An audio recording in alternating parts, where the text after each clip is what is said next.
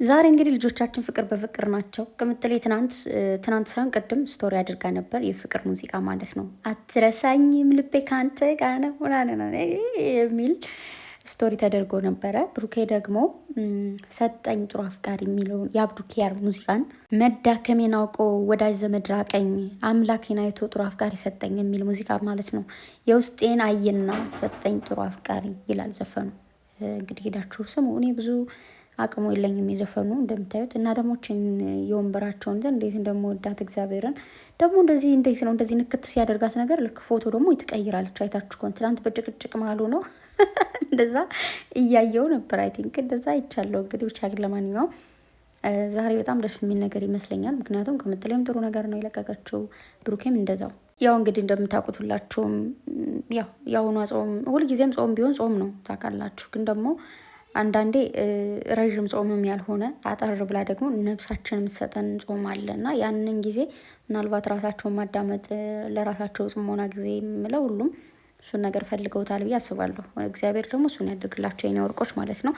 እንደኔ አመለካከት፣ እንደኔ አስተሳሰብ እና እንዳየሁት እንደ አይኔ እይታ ማለት ነው ይመስለኛል ሙዚቃዎቹ ምናምን። ከዛ ደግሞ ብሩኬ የማይቀየሩ ሰዎችን የምትሰጠው ፍቅር እና ክብር የሚመስልህ በህልምህ ብቻ ነው። የማይቀየሩ ሰዎች የምትሰጠው ፍቅር እና ክብር የሚመስልህ በህልም ብቻ ነው ማለት ብሩኬ።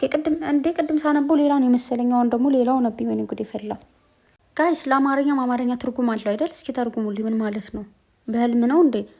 በህልም ብቻ ነው?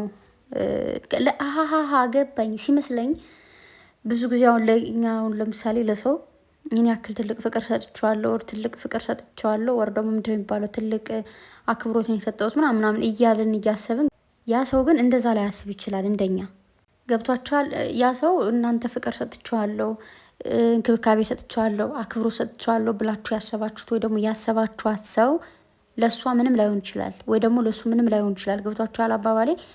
እንደዛ ነው የሚመስለኝ። ማለት እኛ አሁን አንዳንዴ እንዴት ነው ሰውን እወደዋለሁ እንጂ ይወደኛል አትበል ይባላል። ለሰው እንደዚህ አድርጌለታለሁ፣ ውለታ አድርጌለታለሁ ብትሉ እንኳን ያ ሰው ደግሞ ለእኔ ምንም አላደርግልኝ ብሎ ሊያስብ ይችላል። አይ ቲንክ እንደዛ መሰለኝ ከአባባሉ ሲገባ ይሰረዳው። እና ደግሞ ዛሬ ትንሽ የነገር ልበላ ነው የመጣሁት። አመጣጤ ምንድን ነው መሰላችሁ? በመጀመሪያ ደረጃ ብዙ ሰዎች በራሳችሁ የምታፍሩ፣ በራሳችሁ ኮንፊደንስ የሌላችሁ፣ እንዲሁም ደግሞ እንዴት ነው የራስ ዝቅተኛነት ስሜት፣ የተሸናፊነት ስሜት እንዴት ነው ይህ የውድቀት በቃ እናንተ አትፈለጉም አይነት ነገር፣ ይሄ ያለ ተፈላጊነት ስሜት፣ በቃ የተሸናፊነት ስሜት ያለባችሁ በጣም ብዙ ሰዎች እንዳላችሁ አንደርስታንድ አድርጋለሁ። እሱን እኔ ተረድቻችኋለሁ። ሲጀመር እኔ እረዳችኋለሁ፣ አውቃለሁ፣ ይገባኛል። የሆነ ሰው ሲበልጣችሁ ትናደዳላችሁ፣ ጨጓራችሁ ይቃጠላል። የሆነ ሰው ትልቅ ደረጃ ላይ ደርሶ ስታዩት ትናደዳላችሁ። ለምን ብላችሁ ታስባላችሁ። አዶን ሀይ ግን እሱን እኔ ይገባኛል እኮ ይገባኛል። ለምን እንደምትናደዱ ምን ሆናችሁ እንደሆነ እኮ ይገባኛል። ግን ደግሞ አንዳንዴ ደግሞ መጠኑ ሲያልፍና ይሄ ጋጠ ወጥ አይነት ነገር ሲሆን ደግሞ ደስ አይልም። እሱ ደግሞ ምንድን ነው መሰላችሁ? እኔ ሰሞኑን ያው ቅድም እንደነገርኳችሁ እንደውም ቅድም አይዞሽ እንደዚህ ነው ይገባኛል ምናምን እያላችሁ ነበርና ቴንኪዩ። ያው መጣችሁ የምታውቁ ወይ ደግሞ እዚህ ኑራችሁ መሄዳችሁን ምናምን ይገባችኋል። እኔ አላማርም ተመስገን። ግን ዝም ብሎ ገና እንደዚህ ወደ እንትኑም ልትገቡ ስትሉ ገና ምናምን የዛ አይነት ስሜት ነው ያለብኝ እንጂ ሌላ ምንም ሁኛ አይደለም። ህመሙ ደግሞ ይሻለኛል።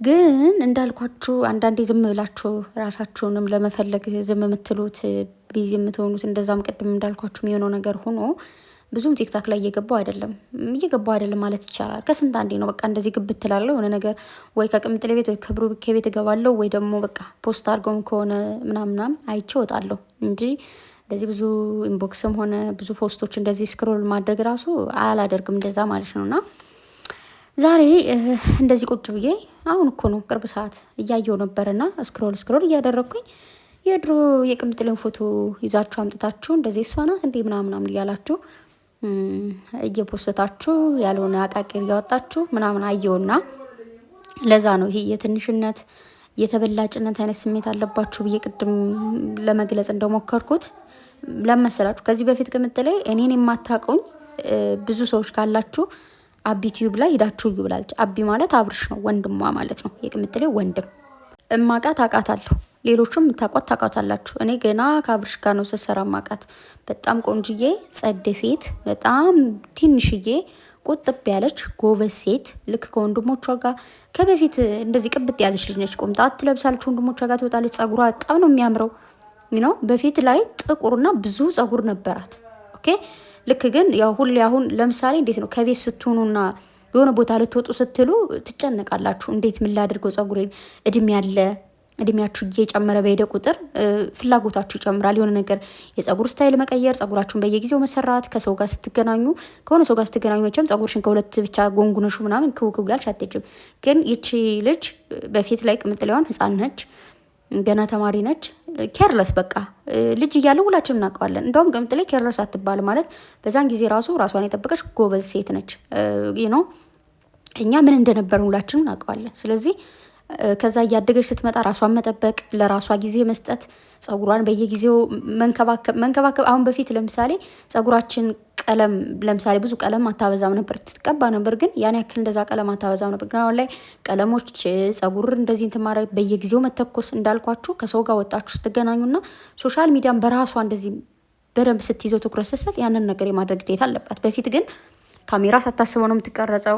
ነይ ተብላ ትቀረጻለች፣ ወይ እሷ ደግሞ ብድግ አድርጋ ትቀርጻቸዋለች ምናምን። ልጅ ነች፣ ለእያንዳንዱ ነገር ኬርለስ ነች። አሁን ግን እድሜ አለ፣ እድሜዋ እየጨመረ ሲሄድ ወጣትነት አለ፣ ቦይፍሬንድ አለ ነው ብሩኬ ጋር ያላት ፍቅር አለ ምናምን። ሁላችንም ፍቅረኛ ሳይኖረን ምን እንደነበርና እዛ ወደ ፍቅር ደግሞ ስትሄዱ በቃ ለዛ ሰው ደስ እንዲለው ለራሳችሁ ደስ እንዲላችሁ ተመልካችሁ ምናምን ብላችሁ የምታደርጉት ነገር አለ ነው የምትውሉበትን ቦታ ለመምሰል። ስለዚህ እንደዛ እንኳን ሆነ አልኳችሁ ትበልጣችኋለች። እያንዳንዳችሁ የድሮ ፎቶችሁ ቢወጣ እኔ እንጃ ምን አይነት ሰዎች እንደነበራችሁ አንደርስታንድ ማድረግ ቀላል ነው፣ በጣም ቀላል። ምንም በቃ የእሷውን የሚያሳፍር ነገር የለውም። ከዚህ በፊትም ሄዳችሁ ይቱላል ብታፍርበትና ብትሸማቀቅበት ባትፈልገው ማስጠፋት ትችላለች። ኦልሬዲ ታይቷል ቪዲዮ። ያ ቪዲዮ ታይቶ ገንዘብ ተበልቶበታል ምናምን አስፈላጊ አይደለም። ያ ቪዲዮ ወንድሟን አብርሽን ቪዲዮ እየተመቸኝ አይደለም አጥፋልኝ ብትል ያጠፋላታል፣ ከአንዳንድ ማለት ነው። ግን ስለምትኮራበት ጎበዝ ስለሆነች ከዛ ተነስታ እዚህ እንደደረሰች ስለምታውቅ ይቆይ ነገ አይደለም እሷ ነገ ልጆቿ ይኮሩበታል፣ እኛ እንኮራበታለን። እኔ ኮራበታለሁ እዛ ተነስታ እዚህ መድረሷ ነው። ትንሽ ልጅ ነበረች፣ በሰው ነበር የምትመራው። በአብርሽ ቲዩብ ነው እሱ አምጥቶ የሚፖስታ ምናምን። ከዛ በራሷ ቲዩብ ቻናል መጣች። ከዛ አሁን ደግሞ ባሏ ጋር እየሰራች ያለች ራሷን አቋቁማ ለሌሎች የተረፈች ጀግና ሴት ነች። እና ጅል አትሆኑ። አንዳንዴ በጣም የምታስጠሉት የሆነ እንዴት ነው ይሄ ሌላ አይነት ነገር ቢኖራት ነበር የሚያሳፍረው። ሌላ በጣም ብዙ ሰዎች የሚያደርጓቸው ነገሮች አሉ። ይሄ ፌመስ ነው ተብሎ ምናምን እንደዛ አይነት ነገር ቢኖር እንኳን ትንሽ የሚደብር ነገር ይኖረዋል። ግን በፊትም ጸዴ ሴት ነች። ማንም ጋር ምንም እንትን ያለችው ነገር የለም። ወንድሞቿ ጋር ነበረች። አሁንም ደግሞ ከምትወደው ከምታፈቅረው ልጅ ጋር እንደመጣች አሁንም ያለች ልጅ ነች። ኦኬ እና አያገባችሁ። በመጀመሪያ እነዚህ ልጆች አንድ ሳንቲም ገጽ ሰዎች ናቸው። ምንም የሚመለከታችሁ ነገር የለም። ኦኬ የሁለታቸው ፎቶ አምጥታችሁ እሱ እንደዚህ ነበረ እሷ እንደዚህ ነበረች ብላችሁ ትፖስታላችሁ። ምን አገባችሁ? ስለዚህ እንዴት ነው ይሄ የሆነን ሲጀምር አንዳንድ ሰው ማለት ነው ዝም ብሎ እንደዚህ ዝንብ የት ነው የሚውለው? ወይ ደግሞ ንቦቹ የት ነው የሚውለው? እሱን በደንብ አድርጋችሁ የቤት ስራ ልስጣችሁና ስሩበት።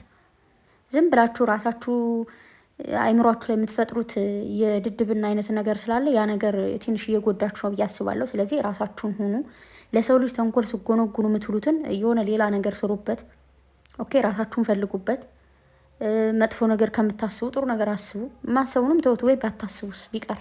የምሬን ነው ማርያምን። አንዳንዴ አታፍሩም እንዴ? እነሱ አሁን ታረቁ፣ ምንድን ነው እናንተው የምትሆኑት? ሲታረቁ ምንድን ነው የምትሆኑት? ሲጣሉ እሪ ትላላችሁ። አንዳችሁ ብሩኬን ትወግናላችሁ፣ አንዳችሁ ቅምጥሌን ትወግኑና ዝም ብላችሁ ያልሆነ ነገር ታደርጋላችሁ። ደስ አይልም። ብትችሉም ለማስታረቅ መሞከር፣ ባትችሉ ጸጥ። አንቺ ባልሽ ጋር ስትጣይ አይደለም ሌላ ሰው ሶስተኛ ወገን ገብቶ እናትሽ እንኳን ብትመክርሽ እናትሽ ጋር የምትጣይ ሰው እዚህ ጋር መጠሽ ሌላ ወሬ ታወሪያለሽ። እና ስለ ሰው ስለ ድሮ ማንነት ደግሞ አንዳንድ የሚገርመኝ ማለት ነው። ለምሳሌ የድሮ ስታይል አሉ አይደለ? የድሮ ፋሽን የልብስም ሊሆን ይችላል የጸጉር ስታይል። ያንን ዘንድሮ ፎቶ ጋር አቀናብራችሁ እሷ እኮ እንዲህ ነበረች፣ በጊዜው ፋሽን ነበረ፣ በቃ ዘነጠችበት ድሮ።